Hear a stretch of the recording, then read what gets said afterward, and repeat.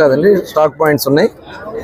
120 stock పాయింట్స్ని వాళ్ళు identify చేయడం. 120 స్టాక్ పాయింట్స్లో ఇవాళ శాండ్ అవైలబుల్ ఉంది.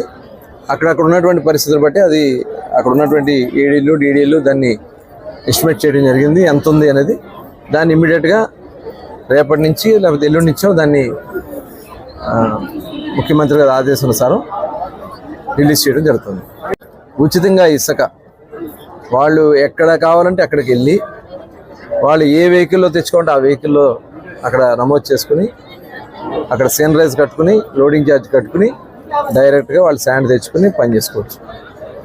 గత ప్రభుత్వంలో అయితే ఆన్లైన్లో కట్టాలి, వాడు ఎప్పుడు పిలుస్తాడో తెలీదు. సైట్ ఏమో ఊరికి అలా చిటుకుమని ఆన్ అయినది చిటుకుమని ఎగిరిపోయేది.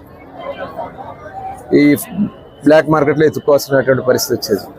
475 రూపాయలు టన్ ఇసుక 475 రూపాయలు కొనుక్కోవాల్సి వచ్చిన పరిస్థితి వచ్చేది. మళ్ళీ ట్రాన్స్పోర్టేషన్ ఏమైనా ఎక్స్ట్రా. కానీ ఇవాళ ఒక్క పైసా కూడా ప్రభుత్వం వసూలు చేయకుండా ఫ్రీగా శాండ్ ఇస్తూ ఉంది. కన్స్ట్రక్షన్ ఇవాళ చాలా వేగవంతంగా పరిగెత్తడానికి చాలా అవకాశాలు ఉన్నాయి.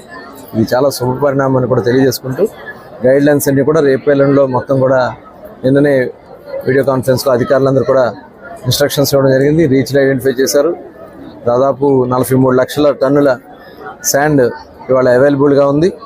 ఇది కాకుండా నదుల్లో ఉన్నటువంటి ఏదైతే షిల్ట్ ఉందో ఆ షిల్ట్ కూడా తీసేదానికి అవకాశం ఉంది. మొత్తం 1 కోటి టన్నుల శాండ్ని రాబోయే 3 నెలల్లో ప్రజలకు అందుబాటులో ఉంచాలనేది రాష్ట్ర ప్రభుత్వ లక్ష్యం. దానికి తగిన విధంగా అన్ని ఏర్పాట్లు కూడా చేయడం జరుగుతుంది.